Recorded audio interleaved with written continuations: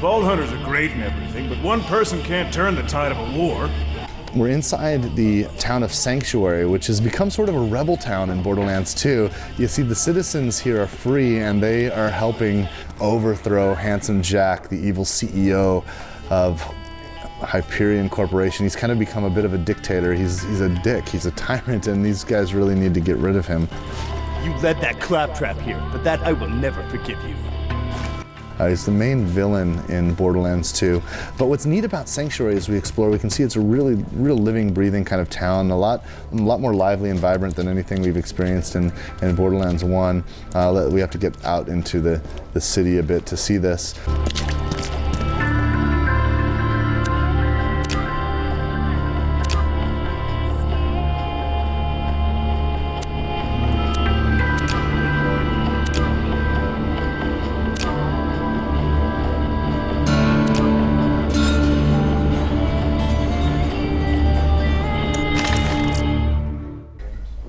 You know, in Borderlands 1, a lot of the missions came from NPCs that were just sort of static models. You'll notice in Borderlands 2, we have characters that are more alive, things are happening in the towns.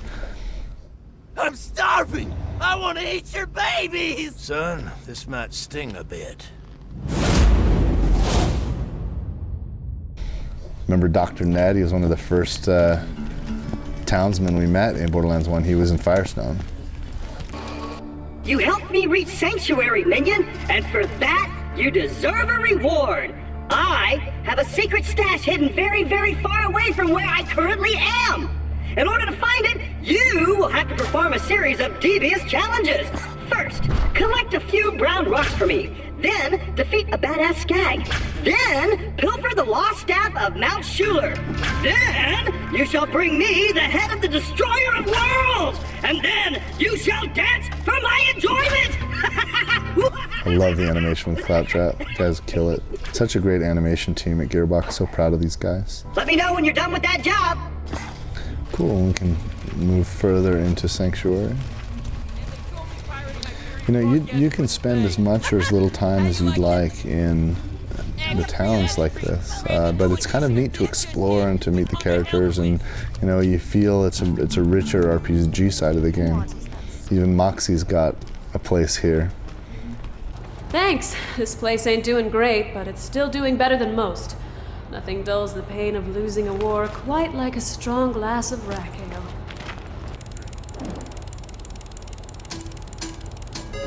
Time!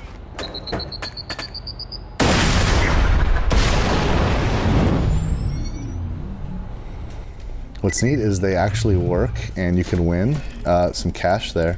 It's also possible to win loot, and the side of the machine will open and dump out a bunch of awesome loot for us if you happen to be fortunate enough. There's some really rare drops actually that come from that machine. But it's generally a losing proposition. That's how slot machines work. Marcus, of course. Could I have a refund, please? This gun doesn't seem to work. I don't know.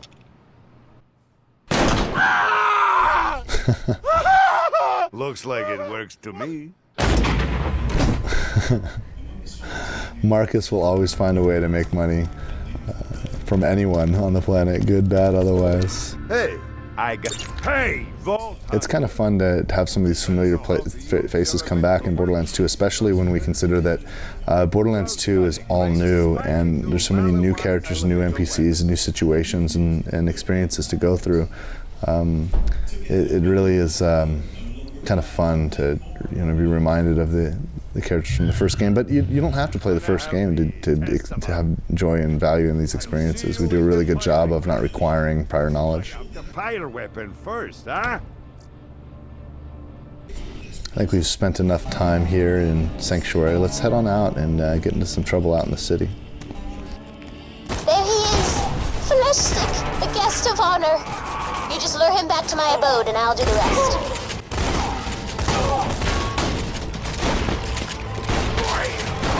Don't worry, I won't tell anyone.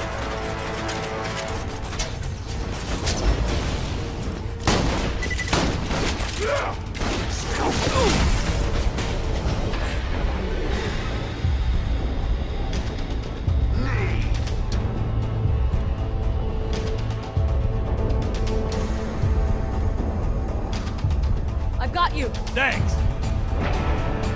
On the move! Don't stop shooting! Also, you'll notice we're playing co-op. Martin here is joining us. You can see Martin running around every once in a while. Martin is one of our programmers.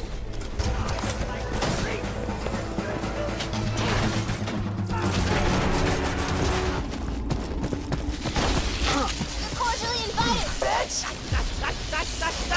Good job, friendo. Flesh stick skin sucked through the tunnels as we speak. Let's talk.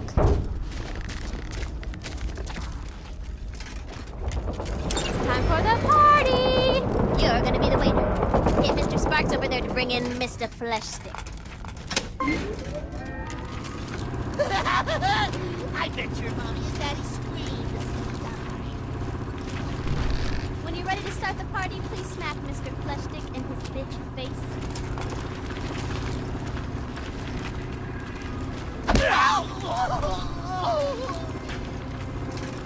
Oh, I forgot to mention, I'm inviting Flesh Stick's friends too.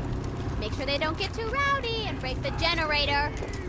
One of the things I'm most excited about with Borderlands 2 is the fact that we've had the time and the resources to really invest in building the fuller part of Pandora. It's a huge planet. It's not all desert wasteland, so we're going to visit the Arctic tundras, and you'll even see green in the lush kind of grassland areas of the game. There's the kind of ragtag town of Sanctuary, but there's also really clean, high-tech cities like Hyperion City of Opportunity, and there's a lot of diversity, more variety than you ever would have imagined from having played Borderlands 1.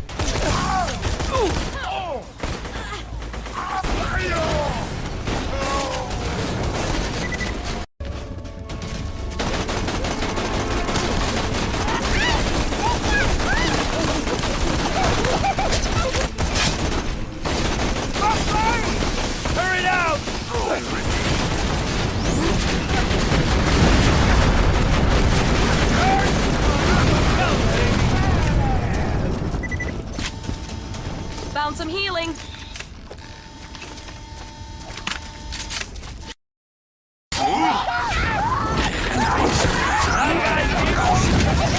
Please discuss current affairs. Let me go! Let me go! Let me go! That's hardly appropriate tea party conversation. Mr. Sparks?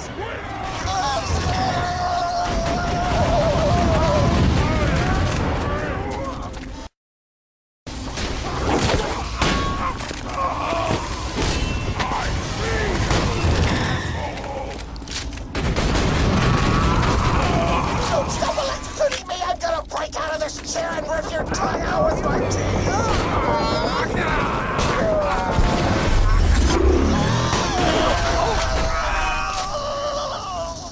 There's also this ever-present moon in the sky where Handsome Jack has kind of defaced it with a Hyperion satellite. It's a big H for Hyperion, or a big H for Handsome Jack, perhaps. I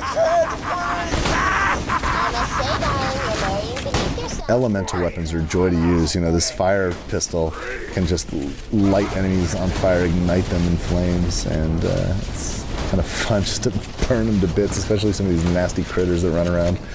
Fortunately, the indigenous life on Pandora is fictional. It has no constituency, so we can feel no guilt taking care of it. Mordecai was one of the player characters in Borderlands 1, and he returns as an NPC and is part of the resistance with us. His bird Bloodwing is really has actually a role as well.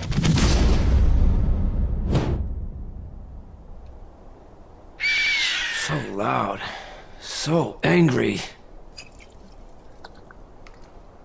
So dead. All around the stactus plant, the stalker chased a bandit. The stalker thought 'twas all in fun. Pop! Goes the bandit.